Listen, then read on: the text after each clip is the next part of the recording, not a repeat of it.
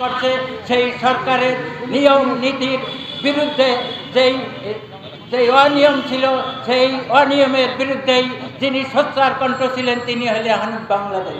আজকের এই স্বাধীনতা দিবসে আমি তার সাথে একত্রতা করে আমি কিছু বলতে চাই।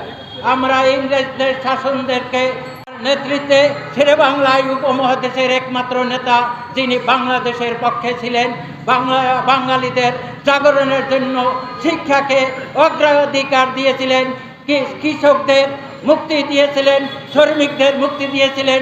সেই শেরে বাংলার বিরুদ্ধে মুসলিম লীগ অবস্থান করে একটি বাংলাদেশ উপমহাদেশকে স্বাধীন করেছিল দুইটি দেশে, একটি পাকিস্তান একটি ভারত।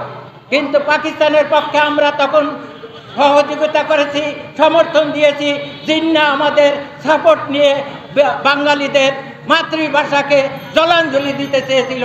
সেই মুহূর্তে মৌলানা ভাসানী জাতিকে ঐক্যবদ্ধ করে আন্দোলন করে মাতৃভাষা বাংলাকে প্রতিষ্ঠা করেছিলেন। সেই মাতৃভাষাকে ধারণ করেই 1971 সালে বঙ্গবন্ধু স্বাধীনতা ঘোষণা করেছিলেন। বঙ্গবন্ধুর স্বাধীনতাকে ধারণ করেই আমরা মুক্তিযুদ্ধের মাধ্যমে স্বাধীন বাংলাদেশ হয়েছি। এই স্বাধীন বাংলাদেশ পাওয়ার পরেই বঙ্গবন্ধুর হত্যার পরে যারা এই দেশ স্বাধীনকে শাসন করেছিলেন, জিয়াউর রহমান, এরশাদ, খালেদা জিয়া এবং হাসিনা সবাই বৈষম্যের পক্ষেই ছিলেন, উন্নয়নের পক্ষে ছিলেন না। সেই কারণে এই জাতি 1924 সালে বৈষম্য বিরোধী আন্দোলন করেছিলেন।